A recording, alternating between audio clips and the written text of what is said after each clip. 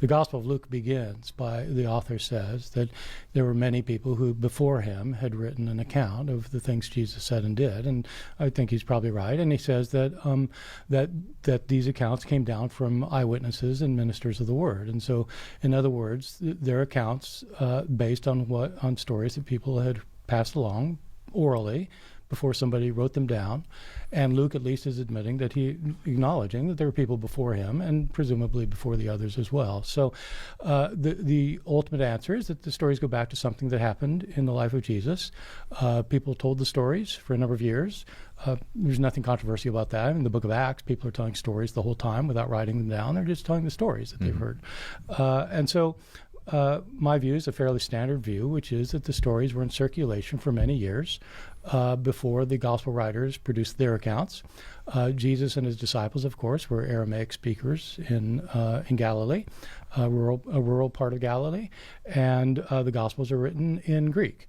And so these are accounts that were originally passed around probably in the native language of Palestine, but then are later written, some decades later, by Greek-speaking Christians. And so ultimately they go back to oral traditions, and before the oral traditions, there were events that happened that these traditions are based on. Okay. And when it comes to the four that we typically have in our New Testaments, what do you say about exactly when we're likely to, which would you say is the first? How long after the events of Jesus' life would you estimate that it was written, and what do we make of well, them? I don't have an unusual dating of this. I mean, I basically follow the mainstream scholarly line, which is that Mark is probably the first gospel written sometime around the year 70 or so, probably. Which would put it about 40 years or so about 40 after years the life after of Jesus. And it's our first account that we have. There were probably ones earlier, but we don't have them. Matthew and Luke both appear to have used Mark as one of their sources. I can't remember if Peter actually agrees with that or not, but we'll find out. There's a lot of, I mean, there are word-for-word agreements in Greek that are sustained over a long period of time. It's hard to explain that unless somebody's copying somebody else or copying a common source. And so Matthew and Luke have those similarities between each other and with Mark. And so it's usually thought that Matthew and Luke came later than Mark. And they're normally dated to the 80s, 80, 85, something like that. So 50, 55 years after Jesus' death. And John is almost always seen as the last gospel and usually dated toward the end of the first century, say 90 or 95. So maybe 60, 65 years after Jesus' death. So the time gap between Jesus' death and the first accounts of his life are between 40 and 65 years. Okay. We'll come to talking about the actual authorship of those Gospels in a moment, but where do you stand on the dating of the Gospels? I know this is a big area in New Testament scholarship that we're talking about. Well, I'm deliberately non-committal on the subject of dating, because the way I'd put it is the Gospels don't come with dates on, but they do come with names on. So, if we just start with Matthew, Mark, Luke, and John, and there aren't early manuscripts without those names on, and I don't think it's likely that four Gospels were each composed anonymously and then got these names on. We can have some discussion about that, because I think we're going to differ.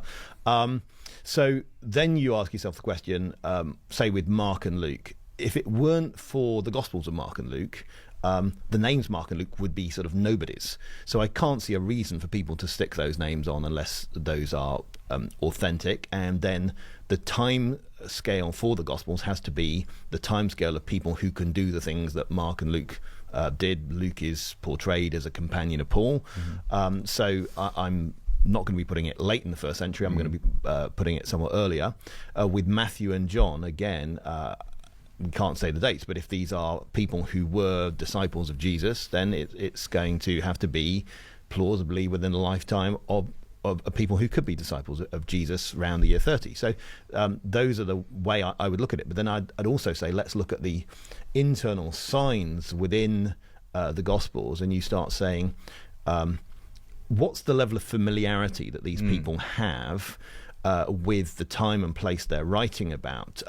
Do they know the geography? Do they, when they just write about the Valley of Kidron, say in the Gospel of John, I say, okay, check. They know certain amounts about where things are, when they're starting to use Aramaic words or specialist terms. So the way Luke will talk about, he'll use dry measures and liquid measures, which are very Palestinian, the seer, the core, and the bath, which he uses in chapters 13 and 16, what sort of knowledge does that presuppose? And I think from that you build up a sense of these people either came from the land and therefore they knew this sort of stuff, or they'd had very detailed conversations with people who were in the land, right, or they'd followed detailed sources that had been in land. That's the sort of way I'd look at it. So in other words, I've got a different story from the way Bart puts it, where I think Bart has,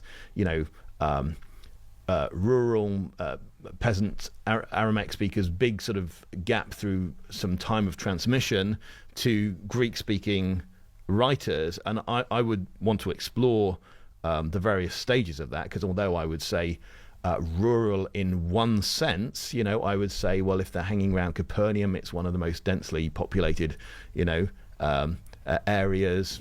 All right, so I want to take this a little bit further. With that in mind, let's go ahead and read Luke 1, verse 3, where it says, "With this in mind, since I myself have carefully investigated everything from the beginning, I too decided to write an orderly account for you, most excellent Theophilus." Now, this is the writer of the book of Luke sending this documented account to this man, Theophilus. I'm going to put a link in the description where it explains who this man Theophilus potentially was. Go ahead and read that and check it out after this video. And I'm also going to link a video where Theophilus, he would have seen or recognized the authority of the author of the book of Luke. So with that being said, let's quickly move on to something important. The Apostle Paul, for instance, let's use his letters as an example to help us understand a little bit more about the writers of the Gospels, or potentially help us understand. So as Paul's writings were circulating through the churches, it is unlikely the church would accept his letters without knowing who the writer was, as those delivering the letters would say who it was from. Even if Paul does say within the writings he is the one that wrote them, there is also outside attestation to that truth. If the Gospels were truly anonymous when storing the written works, different churches would have had different names attributed to them when storing them away, but they have the Gospel according to. Also, we have the book of Matthew attributed to a tax collector. When the book of Matthew was written to the Jews and they hated tax collectors, it seems unlikely that the book would be forged in the name of a tax collector if you wanted to convince Jews of anything.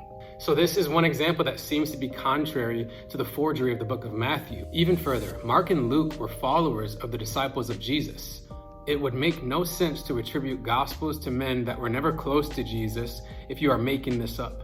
Why not attribute the Gospel of Mark to Peter, which tradition says was Mark's main source? All right, so I'm done. I just wanted to make a couple brief points that we can look a little bit deeper and further into some of these accusations. And what I just explained to you was just some information from the channel Inspiring Philosophy, where he's defending the credibility of the Gospels. So like I said, I'm going to link that in the description box. Feel free to check it out. It's very informational and will help you learn. And with that being said, I hope you have a blessed day. Choose Christ.